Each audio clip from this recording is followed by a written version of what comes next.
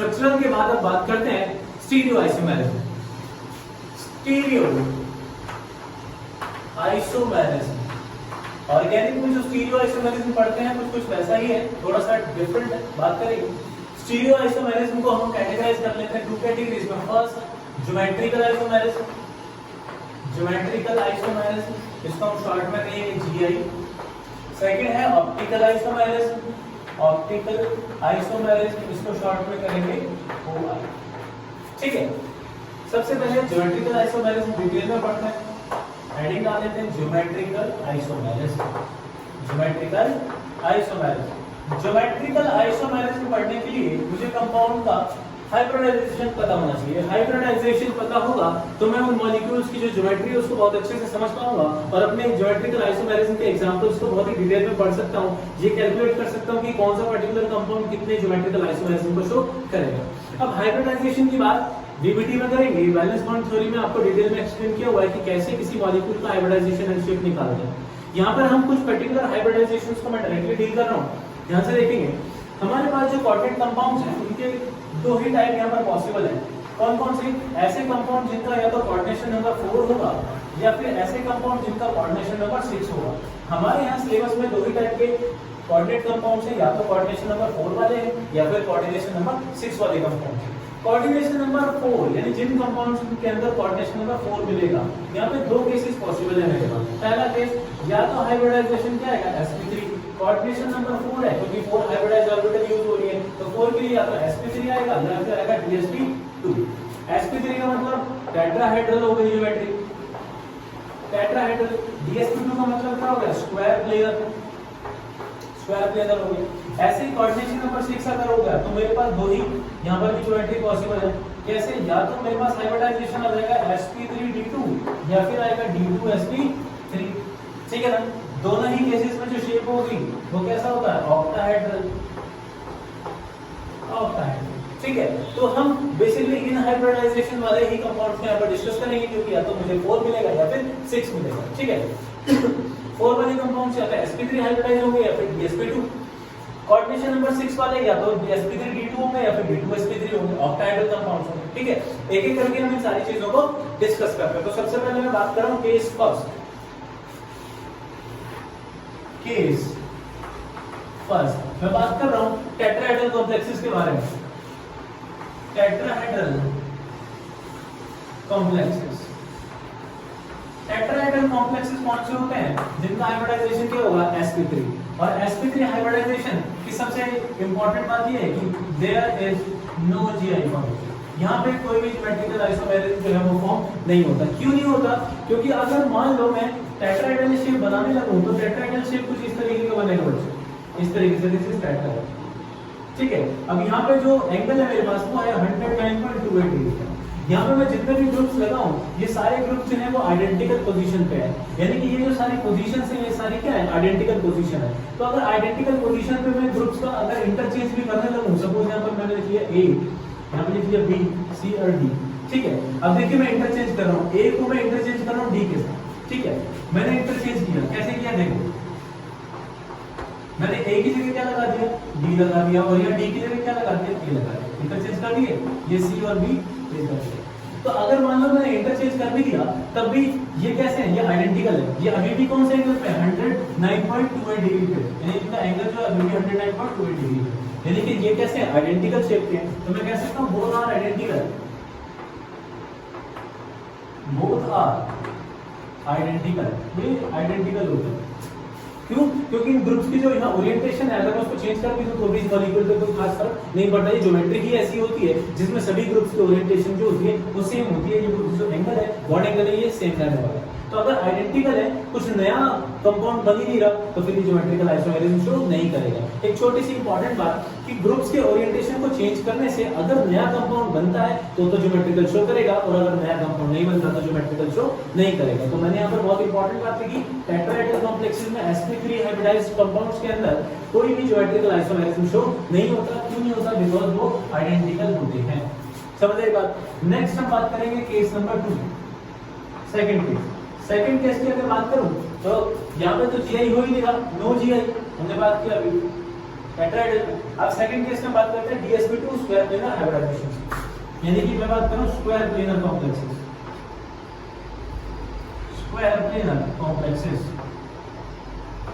Square planar complex कौन से होंगे? जिनकी हाइब्रिडाइजेशन होगी DsP2।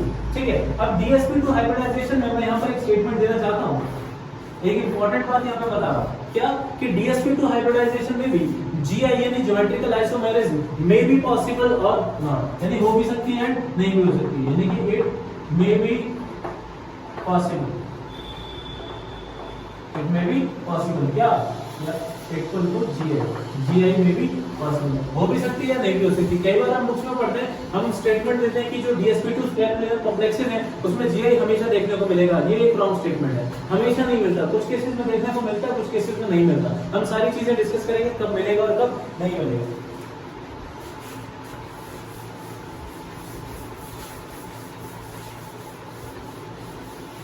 चलिए कुछ एग्जांपल्स करते हैं। पहला केस, इसमें फर्स्ट कैटेगरी MA4, यहाँ पर M जो है वो मेटल है, M क्या है? मेटल, और A क्या है? A है मोनोडेंटेट लिगेंड। तो सबसे पहले मैं बात कर रहा हूँ मोनोडेंटेट लिगेंड की, मोनोडेंटेट के बाद हम बात करेंगे बाइडेंटेट लिगेंड्स की। तो स्मॉल लेटर्स में जो मैं A लिख रहा हूँ ये क्या है? ये मोनोडेंटेट लिगेंड है, small a, small b, small c, small d, इस तरीके से मैं बात करूंगा। ठीक है ना? तो MA4 की अगर बात करें तो यहाँ पर ज्योमेट्रिकल आइसोमेरिज्म नहीं देखने को मिलता। किस तरीके से कि अगर मैं इसका स्क्वायर प्लेनर स्ट्रक्चर बनाऊं तो मेटल यहाँ बीच में होगा A एंड E। ठीक है, अगर इन ग्रुप्स की यहाँ पर मैं क्या करूं, ओरिएंटेशन चेंज भी कर दूं तो क्या कोई नया कंपाउंड बनेगा? नहीं बनेगा। इसको मैं अगर A को ऐसे चेंज भी कर दूं तो क्या बनेगा? देखो चेंज करके देखो, क्या कुछ नया बनने वाला है? कुछ भी नहीं बनेगा। तो जब अगर नया कंपाउंड बन ही नहीं रहा है ना, इंटरचेंज कर दिया, तो इंटरचेंज करने के बाद क्या दोनों में कोई डिफरेंस लग रहा है? कुछ नहीं। तो नया कंपाउंड अगर नहीं बनता तो ज्योमेट्रिकल आइसोमेरिज्म नहीं शो होता। तो मैं यहाँ क्या लिखूंगा? नो GI फॉर्मेशन, यहाँ पर GI नहीं बनेगी। ठीक है, अच्छा यहाँ पर अभी हम एक शॉर्ट ट्रिक से भी हम बात करेंगे, एक छोटे से ट्रिक से हम GI को और भी अच्छे से समझना सीखेंगे। हम क्या करें, परम्यूटेशंस बना लेते हैं इनकी, ताकि और इजीली समझ पाएं। कैसे? हम इनका पेयर बनाते हैं। कैसे? देखो क्रॉस करके पेयर बनाते हैं। ये जो A है डायगोनली अपोजिट A के साथ, तो A क्या बन गया? A एक पेयर बन गया, A के साथ है। ऐसे ही यहाँ पर A जो है डायगोनली अपोजिट इस A के साथ पेयर में, ऐसे तो मैंने बना लिया A। समझ आ रही बात? इस तरीके से A के साथ है, A हो गया, ये A के साथ है, A हो गया। ठीक है, जैसे ही मैंने क्या किया, इंटरचेंज किया, क्या इन दोनों की परम्यूटेशन में कोई डिफरेंस आएगा? देखो जरा, अभी भी A जो है वो A के साथ ही है और A के साथ है, सेम रहने वाला है। तो हमारे पास ज्योमेट्रिकल आइसोमेरिज्म नहीं बनेगा। ठीक है, समझ में आ रही बात? तो परम्यूटेशन से भी इसको शॉर्ट में हमारा जो ट्रिक है वो परम्यूटेशन के अकॉर्डिंग हम ग्रुप्स बना लेंगे ऐसे क्रॉस करके और देख लेंगे। ठीक है, नेक्स्ट सेकंड अगर मैं बात करूं तो मैं बात कर सकता हूँ A3B, इस टाइप के कंपाउंड A3B, यानी कि तीन तो मोनोडेंटेट लिगेंड A है और दूसरी टाइप का एक B टाइप का। ठीक है, कैसे कर रहे हैं देखो, मैंने इस तरीके से यहाँ पर A और B इस तरीके से लिखा। आप इंटरचेंज करिए, यहाँ पे आपने इंटरचेंज करा, क्या बनेगा? देखो जरा, A ये इंटरचेंज कर दिया, B चला जाएगा ऊपर, A आ जाएगा नीचे। क्या कुछ चेंज दिख रहा है? परम्यूटेशन से चेक करें, A किसके साथ है? B के साथ, तो यहाँ पर A भी हो गया, A किसके साथ है? A के साथ। ठीक है, यहाँ पे चेंज करो, A किसके साथ है? B के साथ, और A किसके साथ है? A के साथ। क्या आपको कुछ नया दिख रहा है इसमें और इसमें? कुछ डिफरेंस दिख रहा है? नहीं दिख रहा। आइडेंटिकल तो दिख रहे हैं, ये दोनों कैसे हैं? आइडेंटिकल। जब आइडेंटिकल होता है तो ज्योमेट्रिकल आइसोमेरिज्म शो होता है? नहीं। तो मैं क्या लिखूंगा? No geometrical isomerism, geometrical isomerism नहीं शो होता। यानी इंटरचेंज करने में भी कोई नया कंपाउंड नहीं बना, दैट मींस कि GI शो नहीं हो रहा। ठीक है,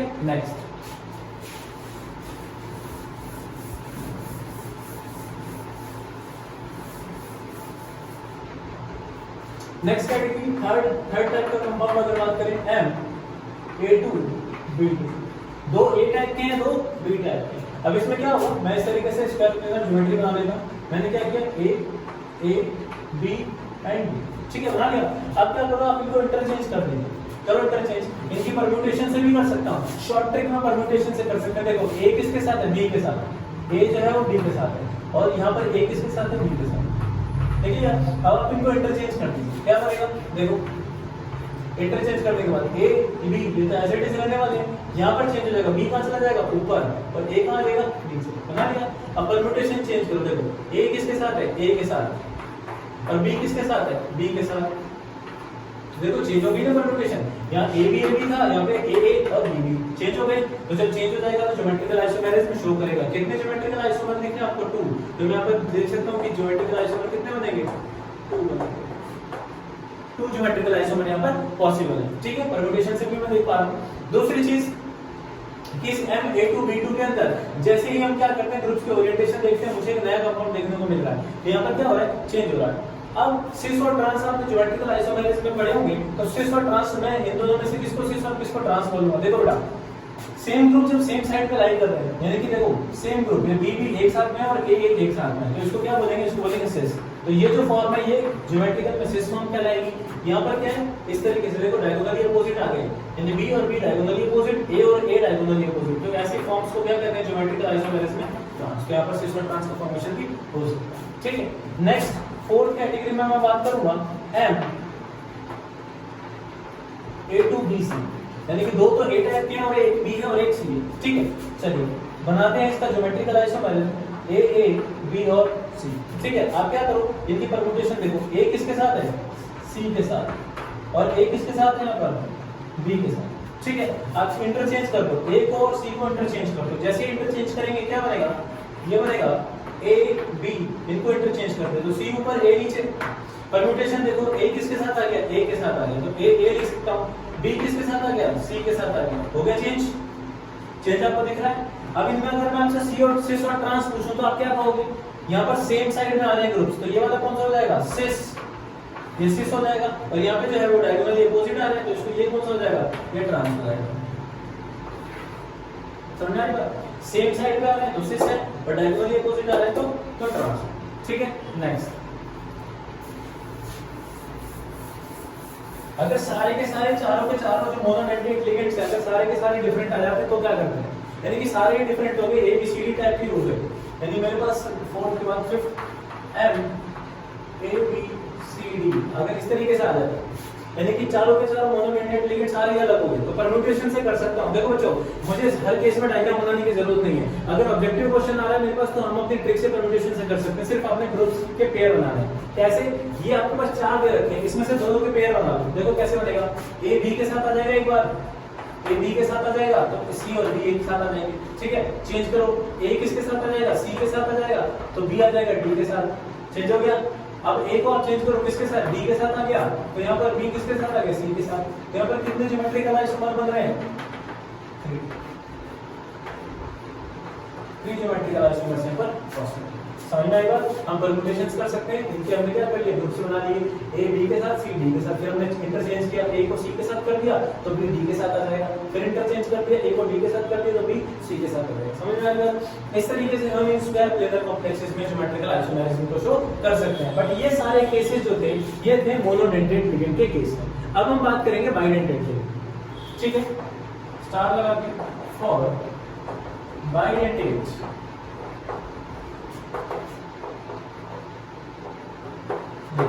अब हम बाइडेंटेड लिगेंड्स की बात करें।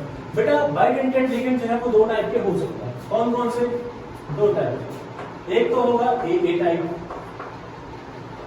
और एक हो सकता है AB टाइप। क्या डिफरेंस है दोनों में? बाइडेंटेड का मतलब समझते हो?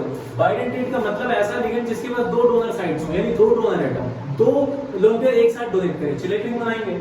अब दोनों जो डोनर एटम है वो सेम भी हो सकते हैं और डिफरेंट भी हो सकते हैं। जैसे ऑक्सीलेट आयन के अंदर दोनों ही ऑक्साइड यानी ऑक्सीजन पे नेगेटिव होता है ना, तो ऑक्सीलेट में दोनों ही जो नेगेटिव वो ऑक्सीजन पे है, तो वहां पर जो डोनर एटम है वो सेम है। लेकिन अगर मैं बात करूं सपोज ग्लाइसिनेटो की, तो वहां एक तरफ तो नाइट्रोजन है और एक तरफ ऑक्सीजन है, यानी डिफरेंट डोनर एटम्स हैं। तो इनके बेसिस पर हम इनको कैटेगरी में कैटेगराइज कर लेते हैं, ए टाइप और AB टाइप।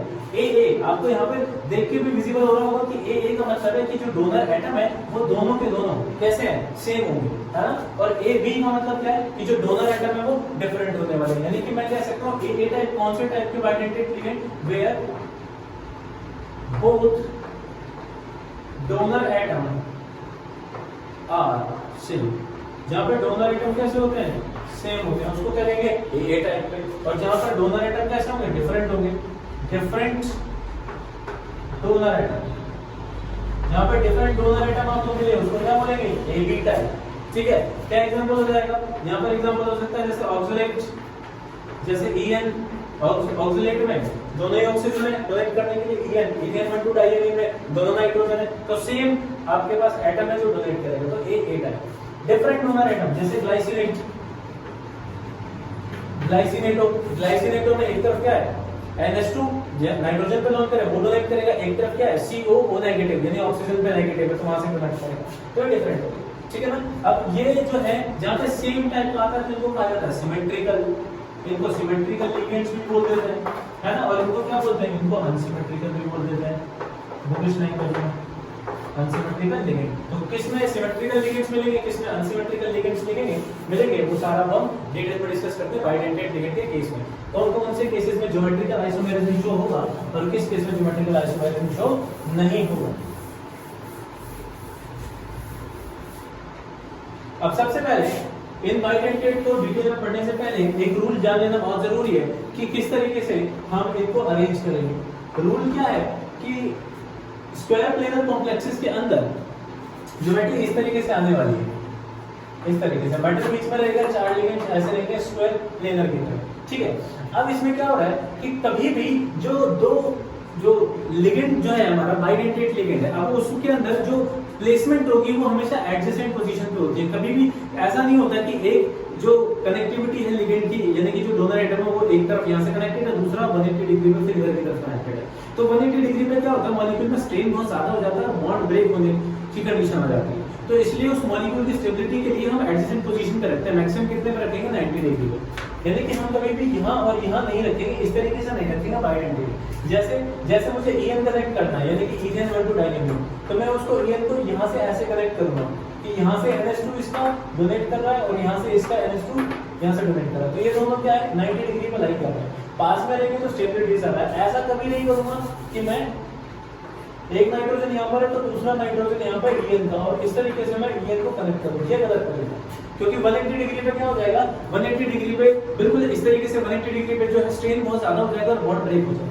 तो हमेशा हम रखेंगे 90 डिग्री पे। तो जो बाइडेंटेड लिगेंड है उसके अंदर जो प्लेसमेंट है वो एडजेसेंट पे होना चाहिए, रूल है। ये मैं दिखा देता हूँ आपको, बहुत इंपॉर्टेंट बात है। रूल क्या है हमारा,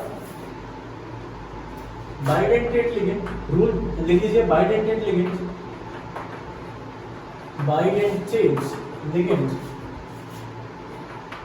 is placed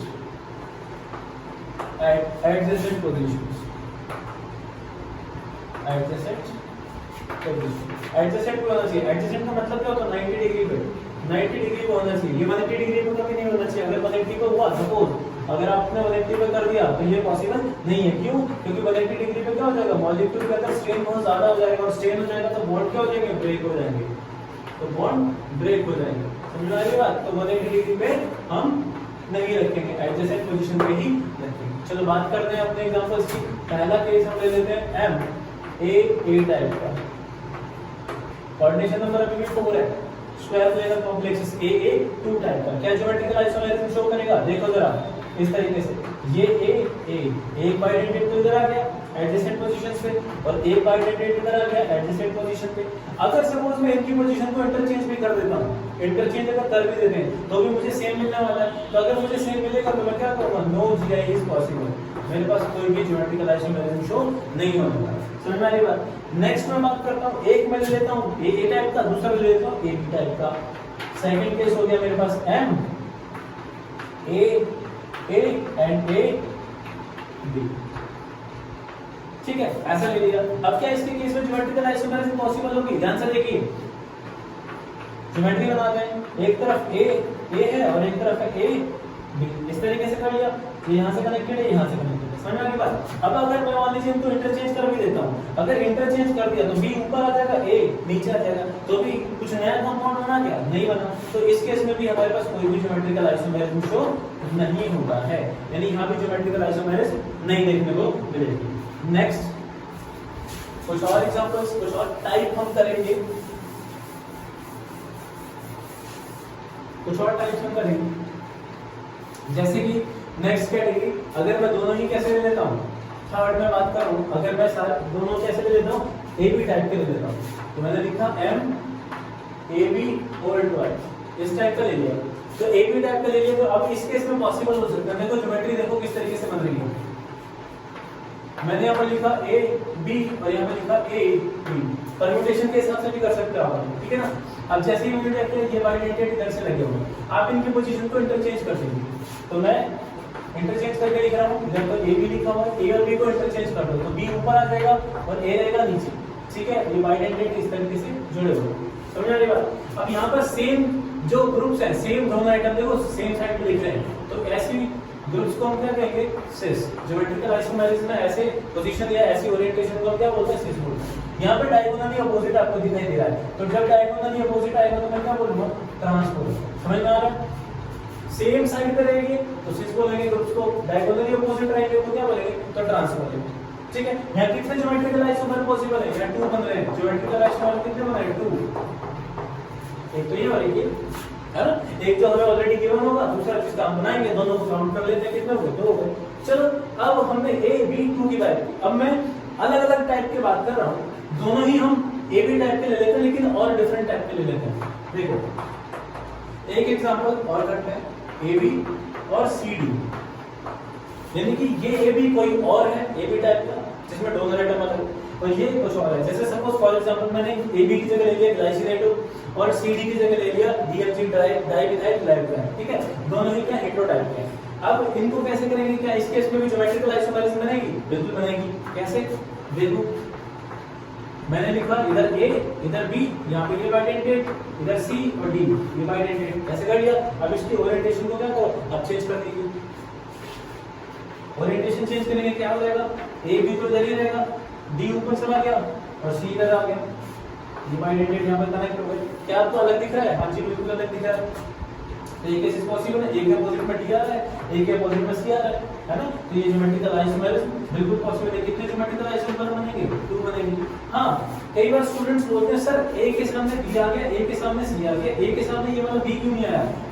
देखो ए के सामने डी आ गया, यहाँ पर ए के सामने यहाँ पे सी आ गया, 2 पॉसिबल हो गए।